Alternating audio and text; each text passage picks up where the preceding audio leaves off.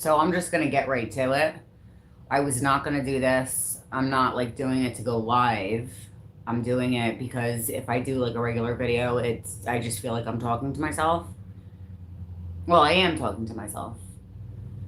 I was outside all day today. I'm sunburned. I'm tired. I have to dye my hair tomorrow. My roots, not my hair. And I woke up to 7 or 8 text messages today from my neighbor. Really nasty, nasty messages. He's on the shit, and I knew this was going to happen because he came into some funds, and now I guess he's going to be able to support his habit that he always says, oh, he doesn't do it all the time and stuff like that. And this is none of anybody's business.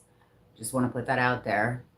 And it's not my business either, to be honest, but it is my business when, you know, my father was an alcoholic, okay? And my mom left him when I was 6 months old because he was harmful, right? And he was abusive verbally and physically, um, to her, not to me. And he was young, they were young. So she left him so that I wouldn't have to grow up like that in that environment because it's really hard to love an addict, right? And throughout my whole entire life, he was in and out of my life or like, in jail or whatever he was doing. And so like I'm like a target for these kinds of people, I feel like. And I think that's why people like this come to me because they know that I understand, like I have this deep understanding for them. But it's time for like boundaries, especially when it involves other people as well, specifically my dog. My dog loves him so much. And yesterday when he came here, at nighttime, he was so nasty to him and he hurt his feelings so bad. And he said that he was gonna like do things to my dog, like hurt him. And it wasn't him talking, it was the drug talking, right? So, and I understand this. I understand the whole situation that it changes you and it brings out the worst in you, and then you end up saying and doing things that like you don't mean and that you don't remember. That's great. Wonderful. That's your business. And it's not my business, but it becomes my business when you come to my house every day and I do everything for you and I cook for you and I buy you things and whatever you want, and you love my dog and my dog loves you so much, and you hurt his feelings and you say you're gonna like hurt him, okay? And then there was an incident with my neighbors, and I really don't even want to get into this because I don't even want it online, to be honest. That's where it's at. Because yeah. Um, well, the people that I had this incident with, he wasn't talking to those people, and those people also do what he does, right? And he ended up going there last night because he was on the shit. So he goes there and then leaves, and an hour later, or in the middle of the night while I'm sleeping, he's messaging me saying all these horrible, horrible things. So that's what I woke up to this morning, reading the messages. And that's what he does. Like he writes all this horrible shit and then he blocks you. He doesn't just block you, he deletes your phone number so he can't even unblock you. You know what I mean? And he does it all the time. And then he begs me for my phone number back and he comes around and I'm sorry, I'm sorry, I'm sorry. Give me your phone number. The last time this happened, I didn't give him my phone number for like, I don't know, 6 months because of something that happened in January. I didn't talk to him until just recently. Not 6 months, because we're in 6 months. Well, yeah, like a month and a half ago, maybe. So like 4 months. It was I didn't talk to him. And I wouldn't even allow him here because I can't have, like I was saying about my father, like my mom took me out of that so that I didn't have the back and forth. My estranged stepson as well, his mother, same thing.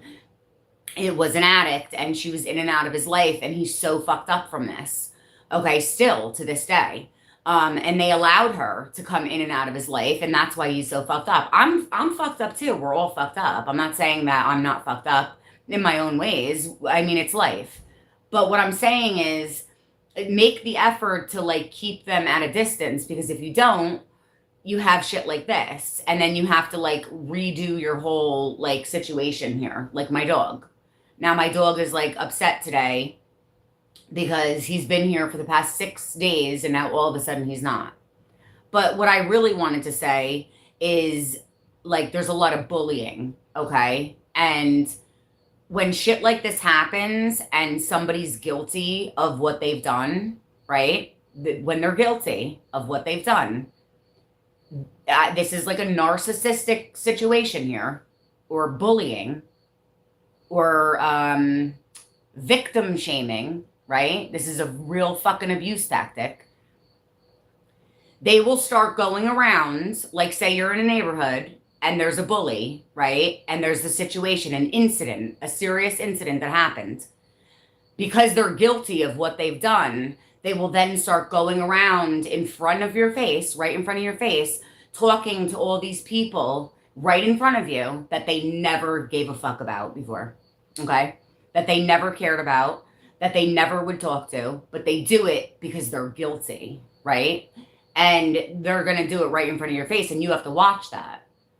You have to watch it, and you can't say anything, because why would you? Why would you even waste your energy? That's what I was going to say. That's all I was going to say. And this all stems from Carlos.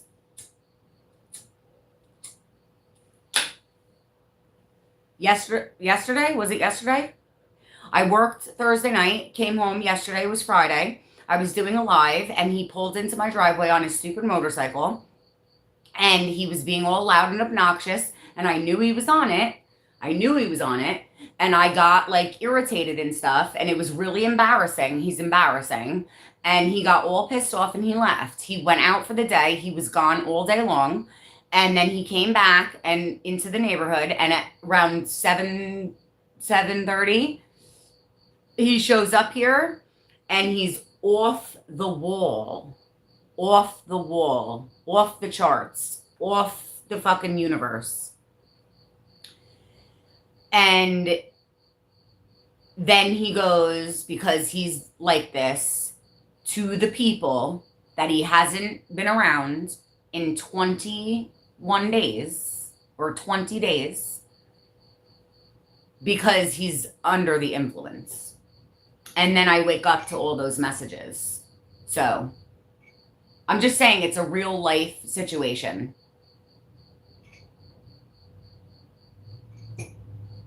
It fucking happens. I know my lighting sucks. I know I look like shit. And I'm tired. And it's like 9 o'clock at night. But I just had to share it because it's like a real thing. You know what I mean? It's a real thing. And I have a feeling that these people that I'm talking about, or people that they know, might be watching me. This didn't happen, but back in the day, a few months ago, I did a live. I was doing a live. It was like the middle of the night. I was doing like the stupid shit where I'm talking to people, random people online. I'm talking away, whatever, answering questions, talking to these people, have no clue who they are, and never said my last name. I made a live about this. I did another live. I don't have that one visible, but the one the next day is. This random phone number messaged me in the middle of the night asking me, or saying, hi, it's so-and-so from the live. And I was like, who the fuck are you? And how did you get my phone number? And they told me that they looked me up. And that's impossible, because I'm on there, and you wouldn't be able to look me up if you didn't know my last name, right? So it's somebody that knew me. So that's that's why I'm saying that I have a feeling that they might be watching. And if you are, hello, and just get off my shit. But you can watch. You can watch. Because everything I'm saying is the truth. So, yeah. I didn't come to sit around and party tonight. I'm going off the live. I just wanted to share what was on my mind and the truth about this crazy shit that's happening because I had to share it.